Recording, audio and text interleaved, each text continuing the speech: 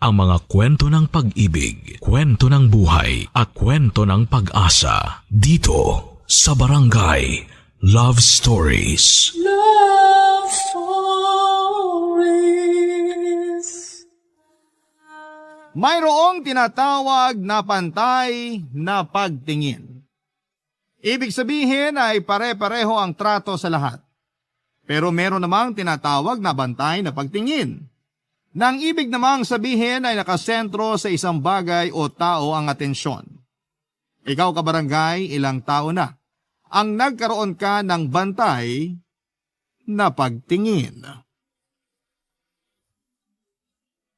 Dear Papa Dudut, isang mapagpalang araw at masaganang araw sa lahat ng mga radio listeners ng Barangay Love Stories.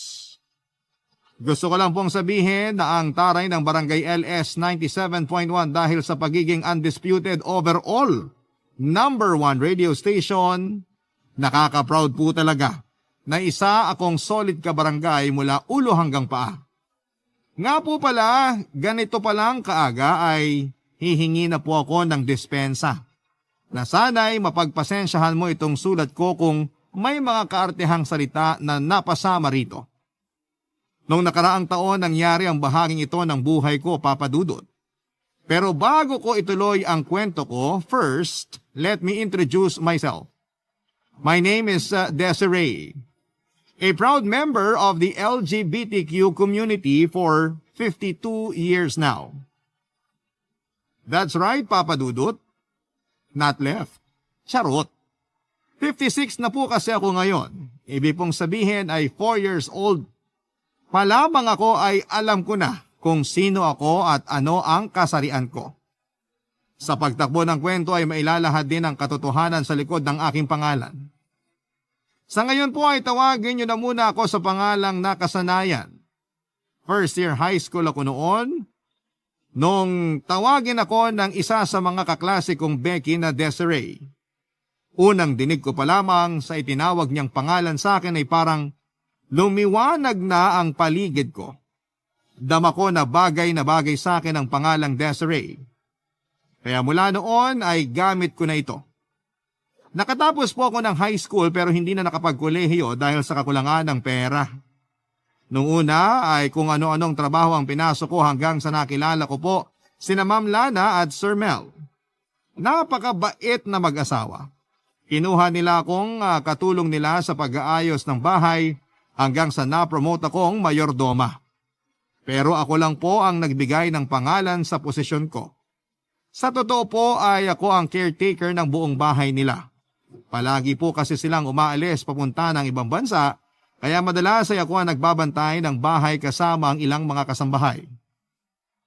Mababait po ang mga amo ko at wala po silang diskriminasyon at sa katunayan kahit ang mga basurero, mga ngalakal, mga kasambahay at lahat ng security guard, kahit sa mga private na bahay ay kilala nila sa pangalan. Ang bahay po namin ay nasa dulo, isa siyang dead end street ng village. Bali 3 bahay lang kami sa block 15. Yun po ang numero ng block namin. Papasok sa kalye namin ay may 2 malalaking bahay sa gilid na magkaharap. At yun nga po sa dulong gitna ay ang bahay na binabantayan ko. Sa 2 bahay na ka-block namin ay parehong may 2 security guard na nagpapalitan ng shift. Madalas kong makakachika ang parehong shift pero mas kaut-utang dila ko yung pang-umaga. Ang lady guard na si Guard Dina, 30 years old na siya at 5 taon ng guard sa bahay na binabantayan niya. At yung sa kabilang bahay naman na si Guard Doming na 33 years old na at 8 taon ng guard doon. Madalas magtalo ang dalawa kahit na sa maliliit na bagay. Hindi naman sila nag-aaway ng pisikal, bardugalan lang sa salita. Dinig na dinig ko ang sagutan nila lalo na sa umaga tuwing nagdidilig ako ng mga tanim kong bulaklak sa tapat. Kaya madalas ako ang nagiging referee nila, Papa Dudut. Naigo pa ang barangay chairwoman sa pag-aayos ng problema nila. Palagi po akong pumapagitna, mapaayos ko lamang ang gulo ng 2 ito, Papa Dudut.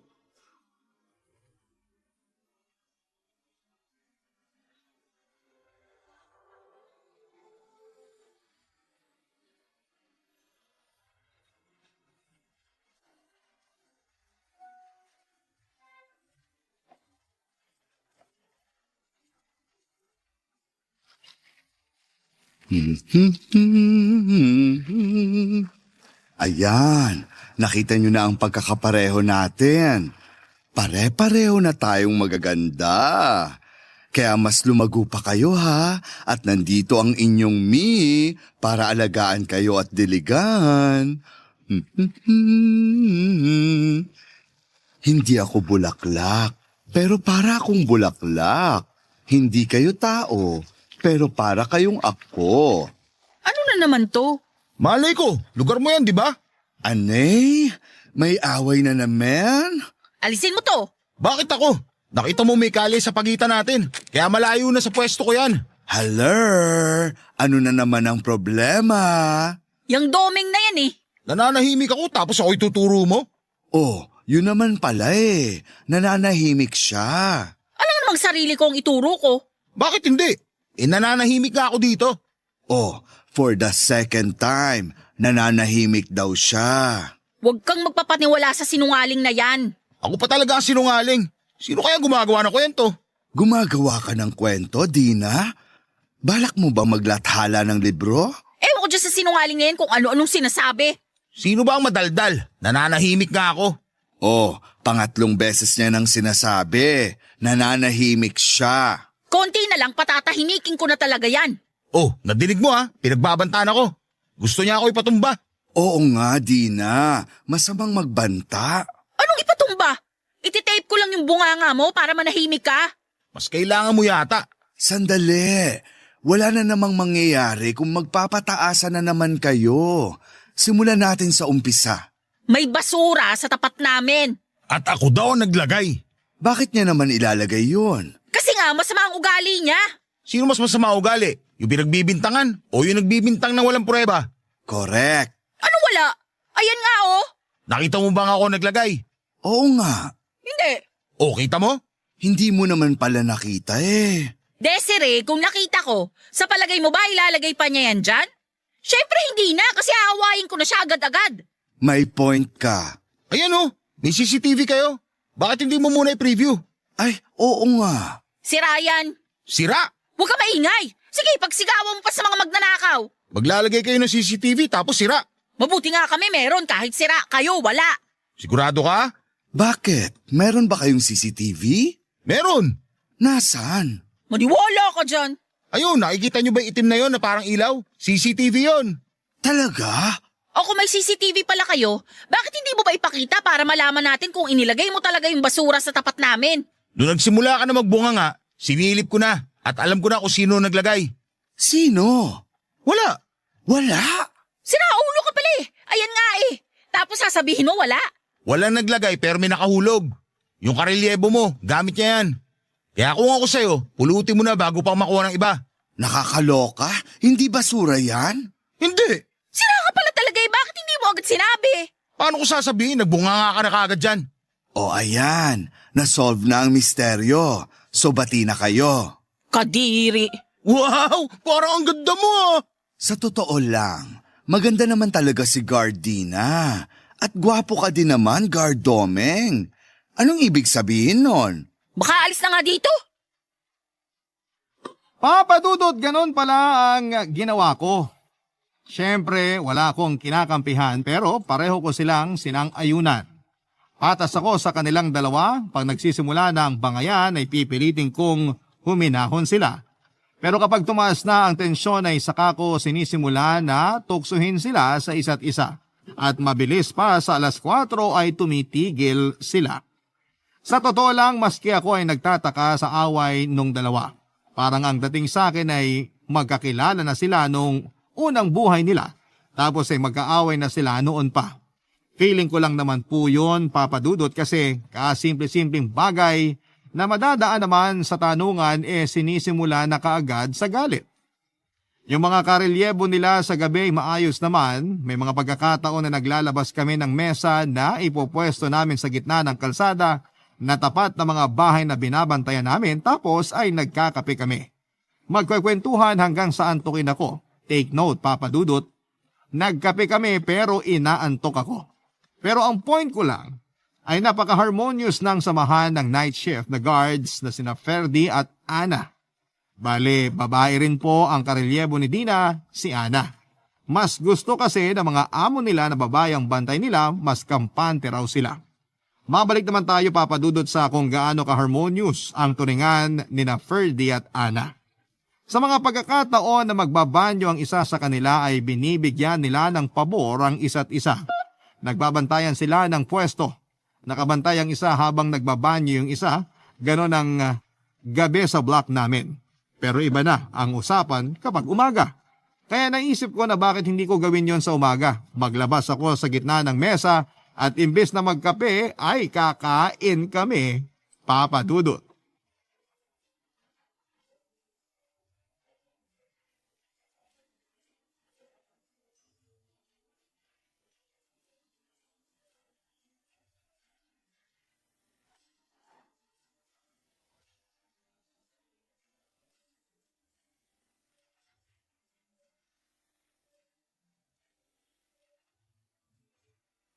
La la la la la la la la la. Ang sarap ng Fudams. Ano yan? Obvious ba? Fudams nga. Desiree, anong meron? Hali kayo nang malaman nyo. Okay lang. Anong okay lang? Tara na. Masarap ang niluto ko. Busog pa ako. Anong busog? Mag-aalas 12 na, tanghalian na. Domeng, tara na. Sige, salamat na lang. Anong salamat na lang? Madami ako niluto.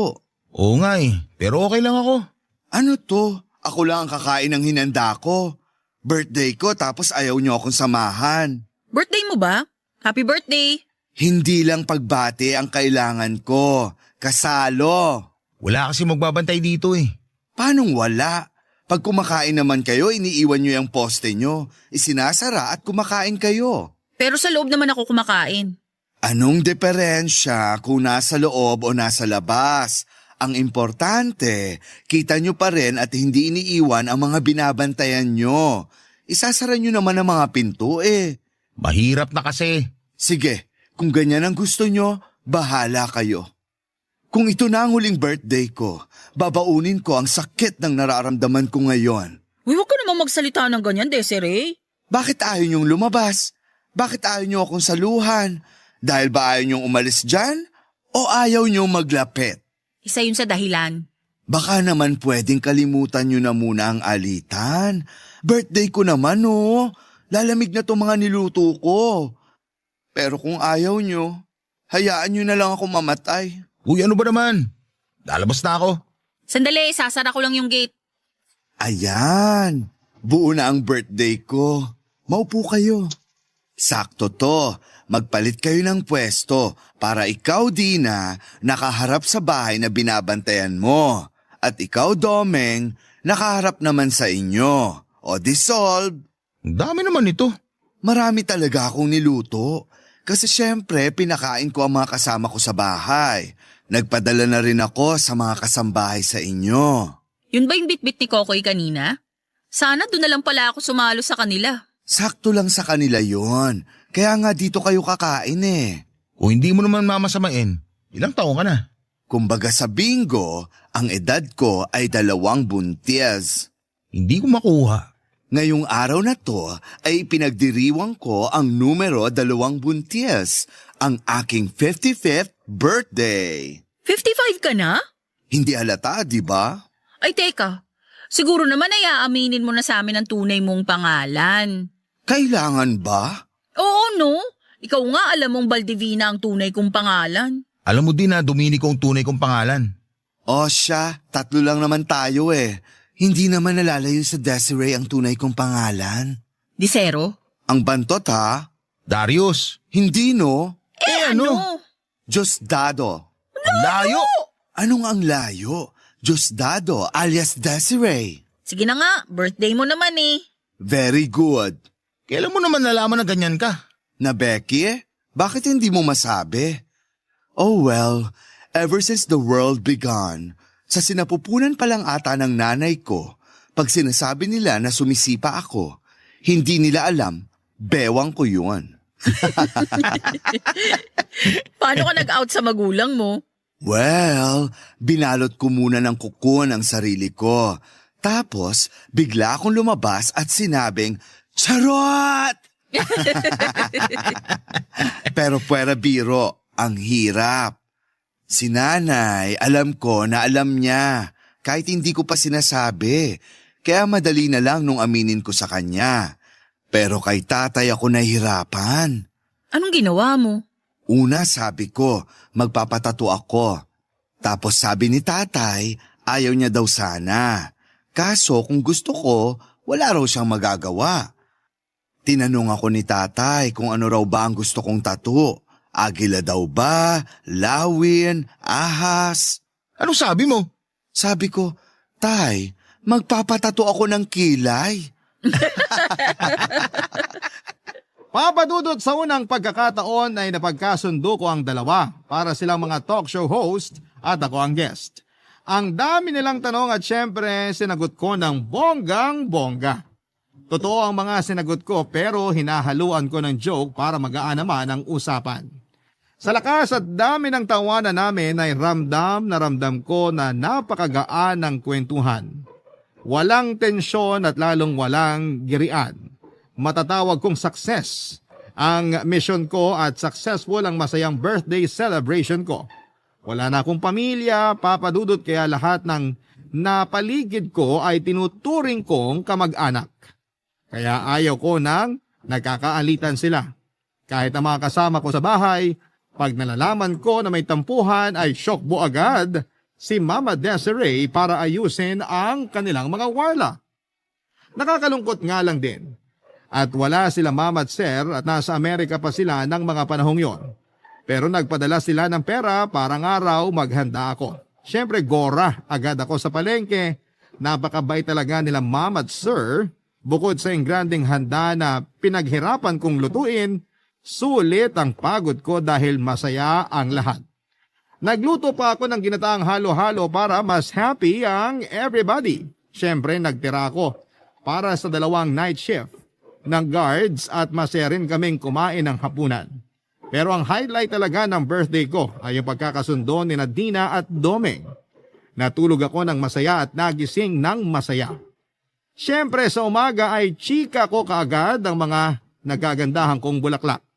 Masaya ang usapan namin ng mga bulaklak ko nang may biglang umalingaw-ngaw sa block number 15. Barangay Love Stories. Barangay Love Stories. Papa Dudut, Truth Salad ang hinala ninyong lahat. Nag-away na naman sina Dina at Domeng. Agad kong nilapitan at hindi ko muna inalamang dahilan ng alitan. Tinanong ko muna kung bakit nag-aaway na naman sila. Samantalang ang saya-saya na namin nung tanghali the day before. Inamin nila na nagtinginan pala sila at nagkasundo sa pamamagitan ng senyasan na magsi-ceasefire muna sila para lang sa birthday ko. Muntik akong mahilo sa mga nalaman ko. Wala na akong maisip na panakot sa kanila kasi tapos na nga ang birthday ko. Hindi ko na sila makokonsensya. Napakababaw na naman ang pinagmula ng alitan ng dalawa. Si Domeng pala ay hindi aware na tapos na ang ceasefire kaya nagtanong ito kay Dina kung bakit hindi pa ito nag-aasawa. Isang topic pala yon na kinakasuklaman ni Dina dahil ilang beses siyang natatanong at kinukulit sa mga reunion ng pamilya tungkol sa topic na yon. Kaya ayon, biglang uminit ang ulo ni Dina at nabungangaan agad si Domeng. Dahil nga sa galit ay walang preno na ang bunganga ni Dina. Kaya ang dami na namang masasakit na salita ang nasabi kay Domeng na siyempre kinagalit din noong tao. Nagpatuloy nga ang giyera, hirap na hirap akong umawat at walang nagpapatalo. Kaya ang ginawa ko, kay Dina na ako nag-concentrate. Binilungan ko na lamang siya at sinabihang mag-usap kami ng masinsinan. May respeto pa rin sa akin si Dina kasi nakinig siya. At nag-usap kami sa tapat ng bahay na binabantayan niya, Papa Dudut.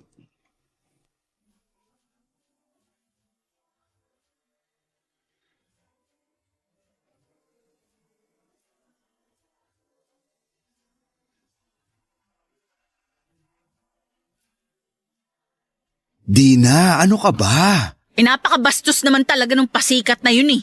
Bakit ka ba nagagalit? Ayoko nung tanong na yun. Palagi ako natatanong sa mga reunion ng tanong na yun at naaasar ako. Naaasar ka ba dahil lagi kang natatanong nun o may ibang dahilan? Anong ibang dahilan? Wala. Dina, mag-usap tayo, babae sa babae. Dapat magsanib tayo bilang mga babae. Kampihan mo ko. Tama naman yan. Pero ang pagkampi sa isang babae, dapat nasa tamang dahilan. Hindi pwedeng kampihan ng mali.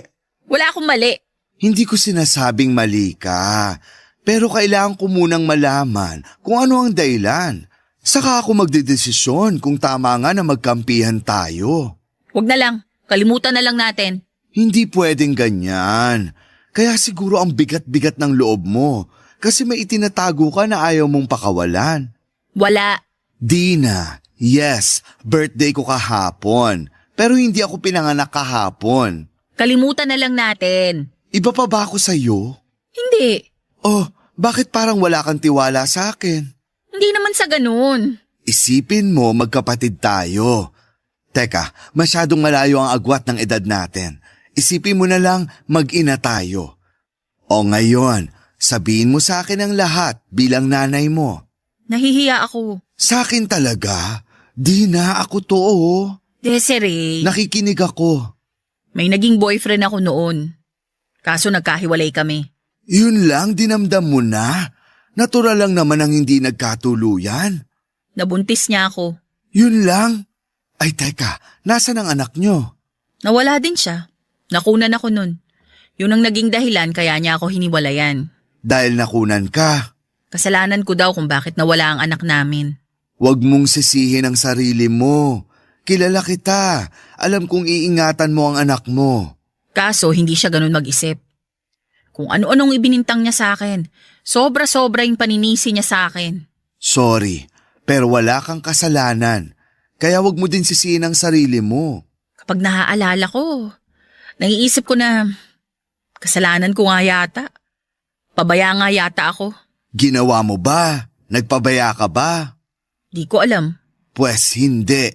Hindi ka pabaya at hindi mo kasalanan. Kalimutan mo na ang lalaking yun.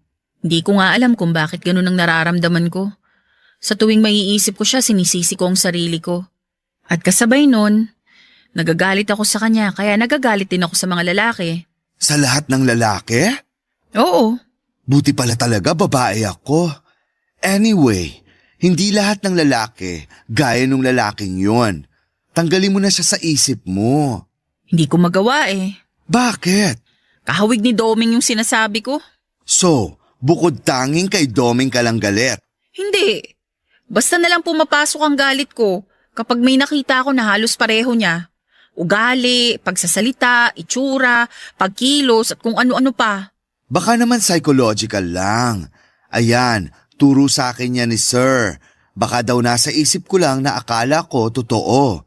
Pero hindi naman talaga. Dapat daw paglabanan yun. Paano? Ayan si Domeng. Pag nakarap mo, paglabanan mo ang galit mo sa kanya. Hanapin mo yung kabutihan niya. Susubukan ko. Gawin mo. Pero hindi naman siguro ganun kabilis. Simulan mo sa wala kang sasabing masama sa kanya. Sige. Promise? Promise. Good. Dahil dyan, may aaminin ako. Ha? Ano? Hindi ba nangako ako na ako ang bahala sa lunch nyo? Oo. Aaminin ko na. Ininit ko lang yung kahapon. Nakakainis naman to. Akala ko kung ano na. Okay lang yun. Papa Dudut, madali naman palang kausap si Dina. Kinabukasan ay gumising ako ng maaga bago ang palitan ng gwardya. Maaga pa lang ay kinausap ko na ang mga tanim kong bulaklak para ma-witness ko ang mga magaganap kung sakasakali. Nakita ko na tahimik si Dina at hindi siya nagsimula ng anumang pwedeng pagsimula ng away. Naghintay pa ako ng konti, wala talaga, tahimik lang ang peg niya. Napakasaya ko noong makita kong payapa silang dalawa ni Domeng. Isip-isip ko at least ay kahit na hindi pa sila close, ay hindi naman sila magkaaway. Pinalakpakan ko ng mahina ang sarili ko. Pero ang hindi ko alam ay ang tumatakbo naman sa isipan ni Domeng. Papadudot, dahil sa sobrang tahimik ni Dina ay nagdududa na pala si Domeng na may gagawing mas kahindik-hindik si Dina. Ganon daw kasi pag tahimik ang kalaban, may pinaplanong mas bonggang mga pasabog.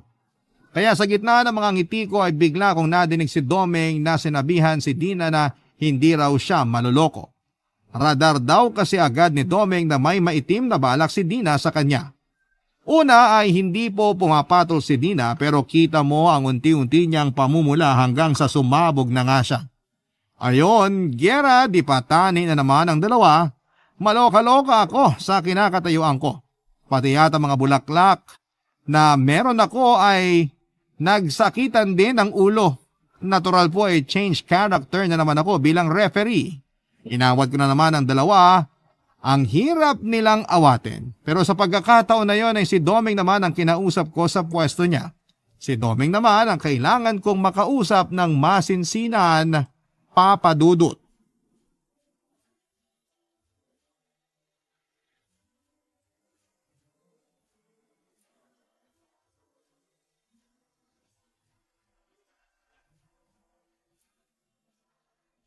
Domeng, huminahon ka nga. Paano ka naman hihinahon sa babaeng yun? Wala naman siyang ginagawa. Tahimik nga siya. Kasi nga may maitim na balak na naman. Sinisetap lang ako nun. Hindi totoo yan. Naku, Desiree, kilala mo naman yung si Dina. Oo, pero nag-usap na kami. Ano na naman ang masasamang sinabi nung tukol sa akin? Praning ka naman masyado. Wala siyang sinasabi. We, Oo, meron siyang sinabi. Pero hindi naman masama. we, O sige, may sinabi siyang masama pero hindi naman ganun kasama. kita mo na? Kasi magkaaway pa kayo noon. Hanggang ngayon pa din naman eh. Oo, kasi sinimulan mo na naman. Bakit ako? Bakit parang ako mali dito? Domeng, kahit ipagtanong mo pa sa ibang witnesses, sasabihin nilang ikaw ang nagsimula ng gulo. Sinong witnesses? Ang mga bulaklak ko. Desiree naman eh, puro kalokohan eh. Hoy, hindi kalokohan yon, no? Nakakausap ko talaga ang mga bulaklak ko. Ikaw yun, pero hindi kami. Ano bang sinasabi mo? May sarili akong mundo. Hindi. Ang sinasabi ko, may tama ka. Ay, sobra siya. Biro lang. Kasi naman seryoso ko. Tapos ang witness mo, bulaklak.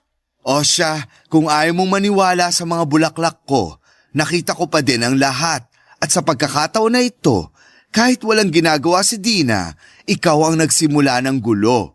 Kasi nga, Hindi matatapos to kung gagawa ka ng gagawa ng lusot. Ngayon, paki-explain please kung bakit gano'n na lang ang galit mo kay Dina. mahabang kwento. Kahit simulan mo sa 1885, makikinig ako. Mahirap ipaliwanag eh. Pwede ba yun? Ikwento mo ng buo at siguradong hindi mahirap intindihin yun. Hindi naman ako galit kay Dina. Ano? Patola ka lang. Anong patola? Palapatol. Hindi naman. Nag-iingat lang ako. Tulad mo, mabait din naman si Dina. Ilang taon na kayong nagtatrabaho dito. Halos sabay kayo napasok sa trabaho dito, hindi ba? Sa tinagal-tagal na magkasama kayo, hindi kayo nagkasundo. Maliit na bagay lumalaki. Konting gusot pinaparami nyo. Ganun ba kami? Kita mo, hindi nyo na namamalayan na ganun kayo. So kung hindi ka galit kay Dina, bakit hindi kayo magkasundo? Hindi ako galit kay Dina. Galit ako sa mga babae. OML, mas malawak ang hugot. Kung malalaman mo, maiintindihan mo. Hindi ko maiintindihan. Kita mo na? Hindi ko maiintindihan hanggat hindi mo ikinikwento. Tama na ang pasakalye. Bakit nga ba? May babae dati na nambubuli sa akin. Pero dahil babae siya, hindi ko nalang pinansin. Natatawa na nga lang ako eh. Kasi wala namang naniniwala sa mga paninira niya. Dahil lang dun? Hindi pa ako tapos. Ay sorry. Sige, continue. Minsan niloko ko ng babaeng yun. Sinabi niya na may trabaho daw siyang may aalok. Akala ko nakikipag-ayos na siya kaya tutulong. Pero seta pala ang ginawa niya. Nung nandun na ako, wala palang trabaho. Nagulat ako, bigla niyang ginulo ang buhok niya at pinunit ang damit niya at sumigaw ng rape. Oh my! Tapos may mga tanod nang dumating hanggang sa pinadala ako sa presinto. Mabuti na lang at may CCTV dun sa lugar at nakita ng lahat na walang nangyaring rape. Ayun, siya ang hinuli, kinulong at pinagmulta para sa danyo sa akin. Ay, salamat at nagkaganon. Pero teka, nahuli naman pala yung babae. Bakit nagtuloy ang galit mo sa lahat ng babae? Ewan, parang kapag may mga kakaibang kilos sila, naiisip ko na may balak silang masama.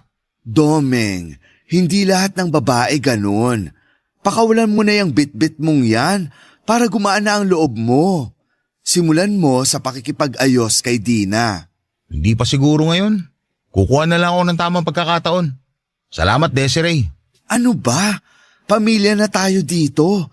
Kaya gusto ko magkakasundo tayong lahat. Oo, salamat. Papa Dudut, madali din kausap si Domeng. Kasi sinunod niya ang pakiusap ko sa kanya na huwag na lamang pansinin si Dina. Umasa ako na sana'y walang pangit na kasunod ang hindi nila pagpapansinan. Pero sa totoo lang, ang tahimik na mga tapat namin kasi walang away. Kaso nga'y parang mga multo ang turing nila sa isa't isa. Pakiramdam ko ay parang akong isang makapangyarihang engkantada kasi nga dahil hindi nila pinapansin ang isa't isa. Ako lang ang nakikita nila pag kinakausap ko sila.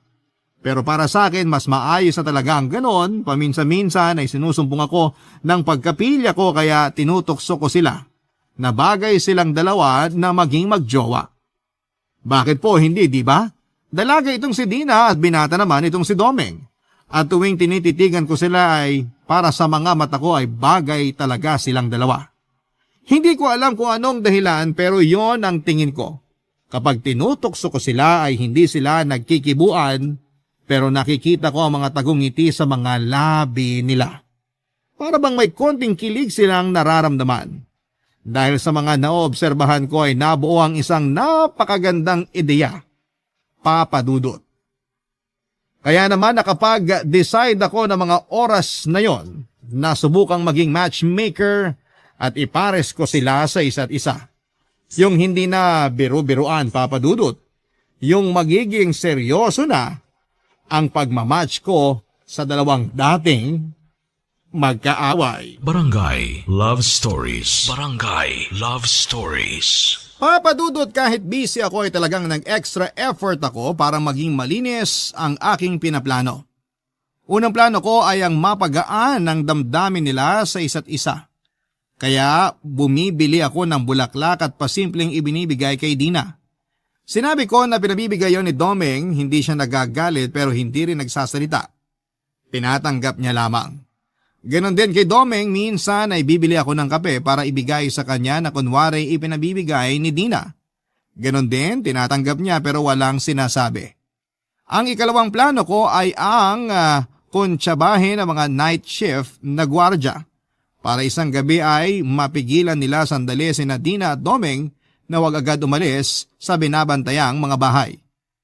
Pinakausap ko sa mga night shift ang dalawa para may time ako na maghanda sa labas, sa gitna ng kalye, sa tapat ng mga bahay na binabantayan namin. Mabuti na lang at meron kami sa bahay ng kandila na di kuryente. Hinaram ko muna sa altar namin. Ibinalik ko rin naman ng maayos pagkatapos magamit. Malakas kasi ang hangin, mamamatay ang apoy pag totoong kandila ang ginamit ko. Yun nga lang ang haba ng extension na kinailangang gamitin. Pero ang ganda naman ang kinalabasan. Siyempre, ang special attraction sa ganap na yon ay ang mga luto ko.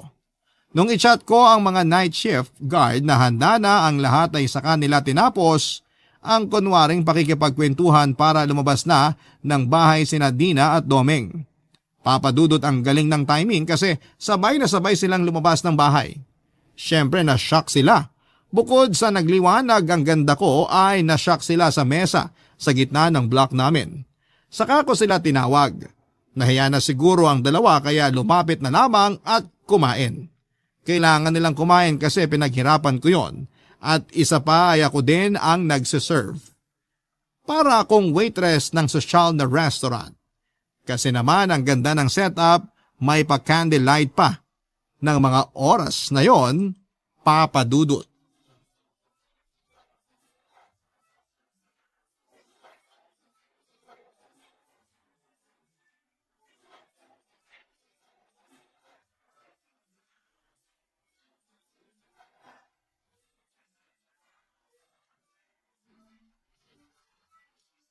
Welcome to Block 15 Restaurant. I'm Desiree and I will serve you tonight. Wow, Inglesera. Inaral kong mabuti yon mula kahapon. Please have a seat. Sandali, bakit kami uupo? Oo nga, nasan yung kadate mo? Kaloka, wala akong kadate. Huwag niyo na ngang ipaalala na sasaktan lang ako. Ay, sorry. Para kanino tong setup? Obvious ba? Para sa inyong dalawa. Sa amin? Plangak! Domeng, pakihila ang upuan ni Dina. Ha? Saan ko dadalhin? Kaloka talaga. Ibig kong sabihin, paupuin mo na si Dina. Alalayan mo ang Silya. Wag na. Kaya ko naman. Shh! Ako ang server, kaya makinig kayo. Go, Domeng! Salamat. Walang anuman. Wala pong champagne, kaya white wine na lang. Naku, sandali. Bawal yan. Ano bang bawal? Tapos na ang duty nyo. Saka hindi naman tayo magpapakalasing. Kung sa bagay. O sige, pahingi.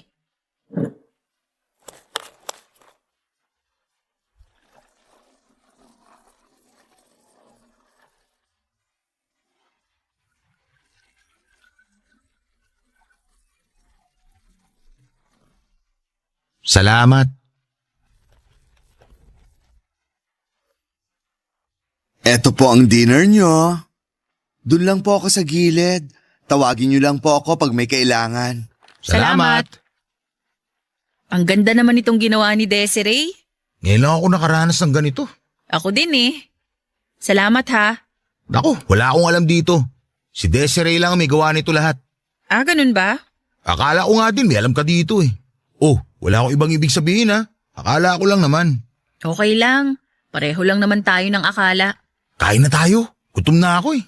Oo nga, ako din eh. Ano ba to? Tanggalin ko na nga tong takip. Wow!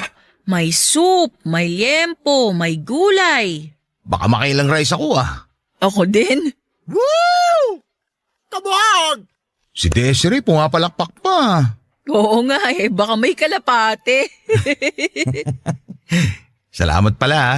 Bakit ikaw ang nagpapasalamat? Dapat ako. Saan ka naman nagpapasalamat? Sa mga bulaklak na binibigay mo. Bulaklak? Oo. Sandali. Ikaw ba nagpapadala ng mga kape sa akin? Anong kape? Kung ganun, hindi ikaw nagpapadala ng kape. Teka, ibig sabihin hindi din ikaw ang nagbibigay ng bulaklak? Hindi. Bakit naman ako magpapadala ng bulaklak sa'yo? Bakit din ako magbibigay ng kape? Ano ako, nasisiraan ng ulo? Ano din ako? Nababaliw? Talaga? Ay! Ano nangyari? Kanino galing yung mga bulaklak na inaabot mo sa akin? Yung mga kape, sino bumibili? Ha? Ako! Nakakainis ka! Makauwi na nga! Uuwi na din ako. Sandali! Papa Dudut, pumalpak ang plano ko at pati ako ay nadamay na po sa away nung dalawa. Kasi kinabukasan ay nagbalik sila sa dati.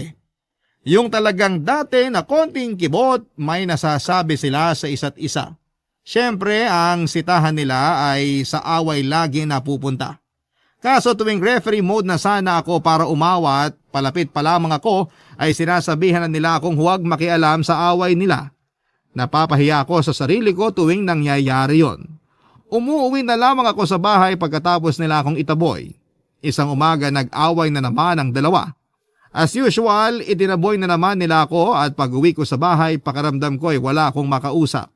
Since umaga pa noon, sa gabi pa darating ang mga karelyebo nilang night shift na mga gwardya. Sakto naman na day off nung mga kasama ko sa bahay ng araw na yon, kaya umalis silang lahat at ako lamang ang naiwan sa bahay. Ayaw ko naman pong kausapin ang sarili ko, yung mga bulaklak ko naman ay nasa labas ng bahay. Ayaw ko namang lumabas ulit at kausapin ang mga bulaklak ko, makikita ko kasi sina Dina at sina Domeng. Masama pa ang loob ko sa pagtataboy nila sa akin. Kaya ayoko talagang lumabas at ayoko na muna silang makita. Pero kahit nasa loob na ako ng bahay ay dinig ko pa rin ang pagtatalo nilang dalawa. Hindi nila namalayan habang nagbabangayan sila ay may dumating na 3 lalaki at pumasok sa bahay namin. Natigil lang ang away ng dalawa nang makarinig sila ng putok ng baril. Agad na pinuntahan ni Dina at Domeng ang bahay namin at nilabas na nila ang mga baril nila at alerto na pumasok sa loob. Habang papasok sila ay nakasalubong nila ang tatlong lalaki na tinangkang magnakaw sa loob ng bahay. Isa lang sa tatlong magnanakaw ang may hawak na baril. Sina Dina at Doming naman ay may kanya-kanyang hawak na baril kaya natakot ang tatlong lalaki at mabilis na sumuko. May tig-isang poses din sina Dina at Doming kaya pinosas nila sa isang poste ang tatlong lalaki. Habang nakaposas ang mga ito, ay tatawag ng pulis si Doming. Nagsabi naman si Dina na papasok sa bahay namin. Ilang sandali lang mula sa loob ng bahay ay narinig ni Doming ang malakas na pagsigaw ni Dina Papadudot.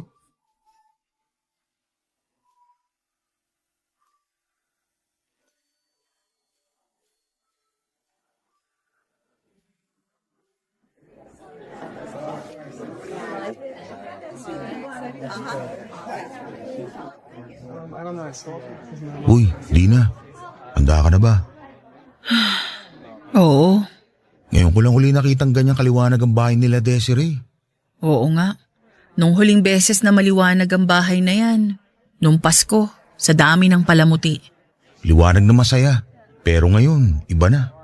Ngayon, maliwanag siya dahil sa ibang dahilan. At ang mga palamuti, mga bulaklak. Napakadaming nakikiramay. Napakabait na tao kasi niya eh. Kaya lahat apektado sa pagkawala niya. Isipin na lang natin na nasa magandang lugar na siya. Pero mamimiss ko siya. Yung mga kabutihan niya. Laksan mo loob mo. Oo. Ipagdasal na lang natin siya. Ano bang pinagsitsikahan nyo? Uy, Desiree! Ano ka ba naman? Nakakagulat ka naman. Ayan, kakakapin nyo, nervyoso at nervyosa na kayo. Saan ka ba galing? Bakit wala ka sa loob? Bumili ako ng kape. Tara, magkape tayo. Ikaw kakasabi mo lang na nagiging nervyoso na kami kakakape. Tapos magpapakape ka? Ito naman, may juice din akong binili. Tara na, hinihintay na kayo ni Sir. Huwag ka nga manakot. Biro lang. Siyempre, isa kayo sa mga sobrang kaklose ni Sir. Nakakalungkot talaga. At sa Amerika pa siya binawian ng buhay. Buti pala, naiuwi siya dito. 3 linggo din bago naiuwi ang katawan niya. Yan kasi ang hiling niya, na dito siya maiburol at mailibing. Teka, ikaw naman. Kumusta yung tama ng baril sa'yo? Hindi naman niya naapektuhan ang ganda ko. Nakakainis ka. Puro ka biro. Muntik mo nang ikamatay ang tama ng baril sa'yo. Oo nga. Buti na lang, hindi maluba ang tama. Kung hindi, Kundi ano, ako sana yung pinaglalamayan. Hoy! Ayokong isipin yan. alam mo, noong mahina ka pa, ayaw ko din tanungin baka makasama sa'yo. Pero ngayong medyo okay ka na, siguro pwede na mag-usisa. Bakit ka ba kasi nanlaban pa dun sa mga magnanakaw? Nakakaloka, na-misinterpret nila ako. Hindi naman ako manlalaban. Tatakbo sana ako papasok ng bahay para isara yung pinto. Napalakas lang ang tili ko, kaya ayun, nagulat yung magnanakaw, kaya nakalabit ang baril.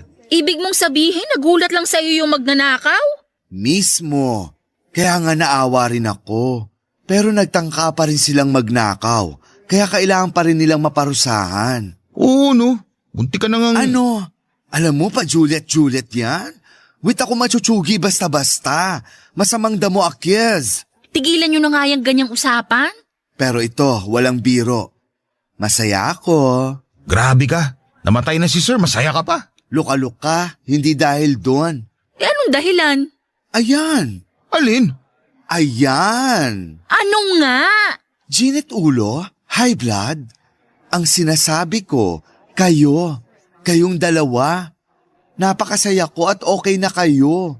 Kung di pa ako muntik mamatay, hindi pa kayo magbabate.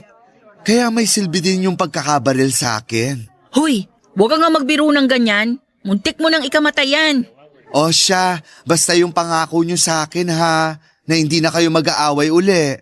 Ako naman, wala na sa akin yun. Ako din naman. Oh, bakit parang galit ka? Eh kasi yung sinabi mo parang hindi ako marunong tumupad sa pangako eh. Ikaw lang nag-iisip niyan. Ano, masama akong tao? Sinabi ko ba? Nakakaloka, kakasabi ko lang. Ayun na naman, papunta na naman sa away. I-upstage nyo pa ang burol ni Sir ha. Joke lang.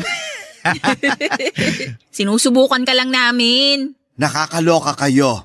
Basta ha, kahit anong mangyari, ang pangako ay pangako. Oo, hindi ko nakakalimutan yun. Di na. Oo naman, pangako yun eh. O siya, tara na. At nang masilip nyo na si Sir. Papa Dudut, syempre napatunayan ko po na hindi ako yung pinaglalamayan. Kasi eto po ako at nagkukwento pa. Inatake po sa puso ang amo kong lalaki sa Amerika po siya binawian ng buhay. Inuwi po rito sa Pilipinas ang katawan niya sa kahilingan niyang sa bahay niya iburol. Ako naman po kahit may benda at iika-ika ay punong abala pa rin para asikasuhin ang mga bisita. Matanda na rin po kasi si ma'am kaya hindi na masyadong makapag-estima ng mga nakikiramay. Dahil nga po sa mabait ang mga amo ko ay nakiramay ang buong village mula Block 1 hanggang sa amin sa Block 15. Kaya pagod the Philippines ang ganda ko sa pag-aasikaso. Siyempre kilala ko bilang machika kaya pinangatawanan ko po ang aking reputasyon. Kaya si Nadina at Doming na pinakitaan ng kabutihan ni Sir ay apektado rin sa pagkawala niya. Tumulong din ang dalawa sa pag-iistima ng mga bisita. Malungkot man ang eksena ay masaya pa rin ako. Masaya ako hindi lang dahil sa hindi na nag-aaway si Nadina at Doming kundi napaka-sweet nila. Papa Dudut dahil sa magandang turingan ni Nadina at Doming sa isa't isa noong lamay. Feeling ko ay may suot akong korona habang rumarampa. Bit-bit ang mga kape at mga chichirya. Ramdam ko po na ako ang nagwagi dahil sa pagkakaayos nilang dalawa. Hindi ko lang sila basta napagkasundo kundi napagkaisa ko pa sila. Isa lang ang nasabi ko noon, bongga! At hanggang ngayon ay bongga pa rin kasi mag-iisang taon nang magkarelasyon ang dalawa. Ang first anniversary nila ay kasabay ng babang luksa ni Sir. At ako naman, ganun pa rin. Wala pa rin love life pero okay lang. Itutuloy ko na lang ang pagiging ina sa mga kasama ko sa bahay at sa mga security guard na kapitbahay. Salamat po Papa Dudut sa ibinigay ninyong oras para may parinig ang kwento ko sa Barangay Love Stories.